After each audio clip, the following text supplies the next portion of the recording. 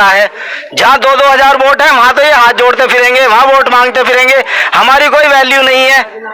हमें तो डिस्पोजल का गिलास समझ रखा है इन्होंने। लगातार हम जिन लोगों से मिल रहे हैं और समझने की कोशिश कर रहे हैं कि जिधर भी हम नजरें दौड़ाते हैं, हमें तो डिस्पोजल का गिलास समझ रखा है इन्होंने। हमारी जो कौम है, मुसलमान जो कौम है, वो इस मुल्क की वफादार कौम है और सबके वादे खोखले धुंधले फीके, कोई कुछ नहीं है, कुछ भी नहीं है, सब वादों के नाम पर ठगी है। मैं पूछता हूँ कि मुस्लिम समाज के बीच में उन्होंने क्या क्या प्रतिक्रिया रही है उनकी, अभी क्या कर रहे हैं वो, बताइए मुझे। मैं सैयद हैदर और आप देख रहे हैं सहारा न्यूज़ 24।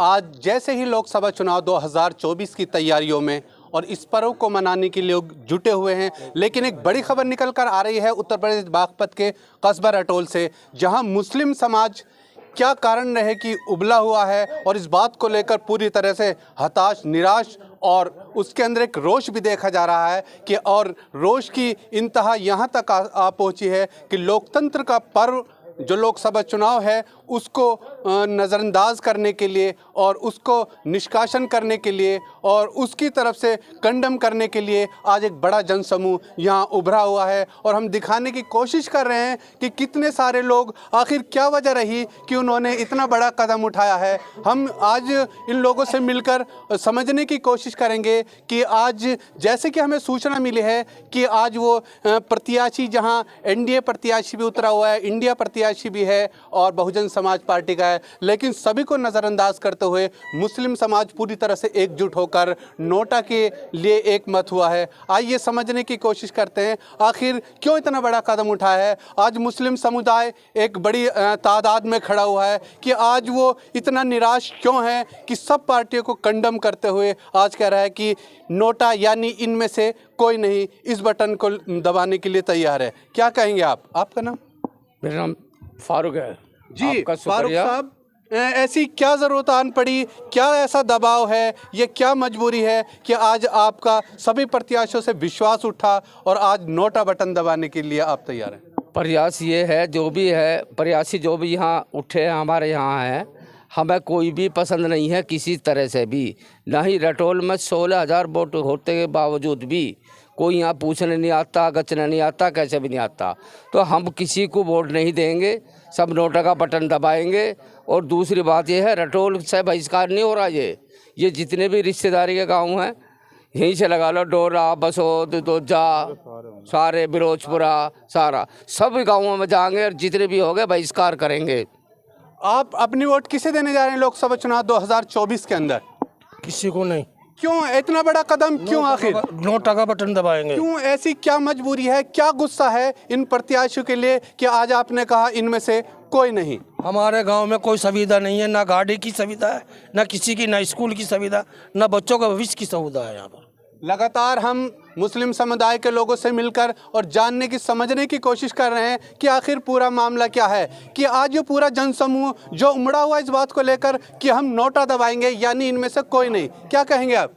जी, मेरा नाम तनवीर अहमद है। मैं ये पूछना चाहता हूँ, जैसा दिल्ली के नज़दीक में हमारा रटोल है, क्या यहाँ की गवर्नमेंट के लिए या प्रशासन के लिए इतना भी नहीं है कि दिल्ली के लिए यहाँ से सुविधा होनी चाहिए गाड़ियों की? दिल्ली के नज़दीक है, यहाँ सब अपनी सवारी से चल रहे हैं, कोई बस की फैसिलिटी नहीं है, कुछ नहीं है, कोई हॉस्पिटल की कोई सुविधा नहीं है, कोई बच्चों के पढ़ाई लिखाई का कोई मामला नहीं है। मुसलमान को जो है ना डिस्पोजल का गिलास बना दिया है, पानी पिया और फेंक दिया, बस ये वैल्यू है मुसलमान की, और कोई वैल्यू नहीं है। क्या हम इसी लायक हैं कि मुसलमानों की तो समाजवादी पार्टी को अपना दावा करते हैं कि हमारा विश्वास समाजवादी पार्टी में और उसका कैंडिडेट अमरपाल शर्मा आपके बीच है। हमारे बीच में तो जब है, जब हमारे दुख सुख में आदमी हमारे साथ खड़ा हुआ है। क्या यहाँ मुसलमान ये अपने भाई नहीं है? इनके लिए कोई फैसिलिटी करी है? समाजवादी ने करी हो, कोई सी सरकार ने करी हो, कोई डिग्री कॉलेज खोला हो, कोई लाइब्रेरी खोली हो, कोई हॉस्पिटल का कोई काम करा हो? कोई भी एक ऐसा काम बता दो हमें कि हाँ रटोल की आवाम के लिए ये करा है। जहाँ 2-2 हज़ार वोट हैं वहाँ तो ये हाथ जोड़ते फिरेंगे, वहाँ वोट मांगते फिरेंगे, हमारी कोई वैल्यू नहीं है।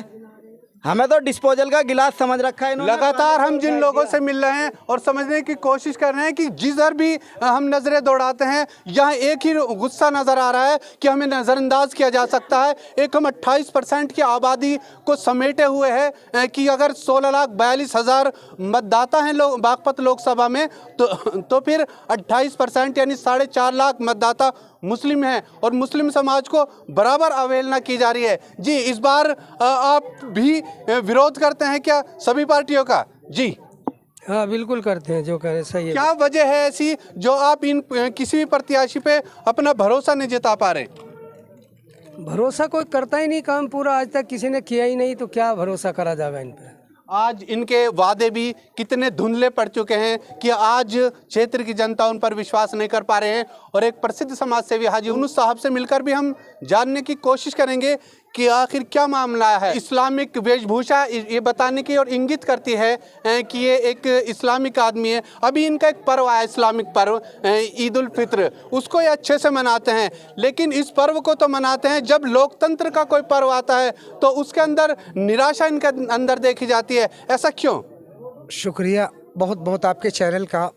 मैं आपके चैनल के माध्यम से कहना चाहता हूं सर, देखिए जिस मुल्क में हमने हमेशा रह कर के कुर्बानी दी है, ये हमारा वतन है और बाय चॉइस वतन है, इसे हमने चॉइस किया है, हमारे बड़ों ने कुर्बानी दी है और इंशाअल्लाह आगे भी हम वक्तन फ़वक्तन मुल्क की खातिर तन मन धन। लेकिन मुद्दा आज यह है, नोटा का बटन क्यों दबाना चाहते हैं? हाँ, क्यों हुआ ऐसा? नोटा का बटन हम इसलिए दबाना चाहते हैं सर कि हमारी जो कौम है, मुसलमान जो कौम है, वो इस मुल्क की वफादार कौम है और उसके साथ कोई प्रत्याशी हो, कोई सरकार हो, सेंट्रल गवर्नमेंट हो, प्रदेश सरकार हो, सबके वादे खोखले धुंधले फीके, कोई कुछ नहीं है, कुछ भी नहीं है, सब वादों के नाम पर ठगी है। यहाँ राजकुमार सांगवान जैसा काबिल आदमी आया है, अभी उसे कोई मौका नहीं दिया गया है। और इसी कड़ी में प्रोफेसर भी हैं और इधर हाई कोर्ट के वकील हैं, उन्हें कभी मौका नहीं मिला है। वो पहली बार बात लेकर आए हैं और आप पूरी तरह से कंडम कर रहे हैं। आप इसे कैसे सही ठहराएंगे? हम देखिए इसको ऐसे सही ठहराएंगे, वो प्रत्याशी बने हैं, वो कहाँ क्या काम कर रहे हैं। मैं पूछता हूँ कि मुस्लिम समाज के बीच में उन्होंने क्या क्या प्रतिक्रिया रही है उनकी, अभी क्या कर रहे हैं वो बताइए मुझे। लेकिन जैसा यहाँ बात किया है कि ये सिर्फ एक नाराज़गी भर है कि हमारा काम नहीं कराया गया। जैसे काम कराया जाएगा, जैसे ही बड़े वादे होंगे, मुस्लिम समाज की नाराज़गी दूर हो जाएगी। क्या कहेंगे आप? देखिए नाराज़गी तो बरकरार रहेगी जब तक जो सरकार, जो प्रत्याशी, जो कैंडिडेट जनता के बीच में वादा करता है वो अपने वादों पर खरा उतरे। अच्छा, मुस्लिम समाज के लिए क्या विशेष करे एक प्रत्याशी जिससे मुस्लिम समाज की ये नाराज़गी दूर हो जाए और ये लोकतांत्रिक तरीके से वोट की जाए, ना कि नोटा का इस्तेमाल किया जाए? देखिए ये लोकतंत्र ने हमें इजाज़त दी है, संविधान ने हमें ये भी हक दिया है कि अगर कोई इस काबिल नहीं है, एक भी प्रत्याशी उसमें ये एबिलिटी नहीं है कि वो जनता को, यानी पूरे अपने जितने उसका सर्किल होता है उसमें, चाहे हिंदू हो, रिलीजन्स जो भी हो, उनका मजहब धर्म जो भी रहा हो, वो उनको बगैर देख के सोचे समझे उसका काम करे, जनता का काम करे, जनता की खिदमत करे, वो सेवक होता है जनता का। आज एक बड़ा मामला निकल कर आ रहा है उत्तर प्रदेश के बागपत से।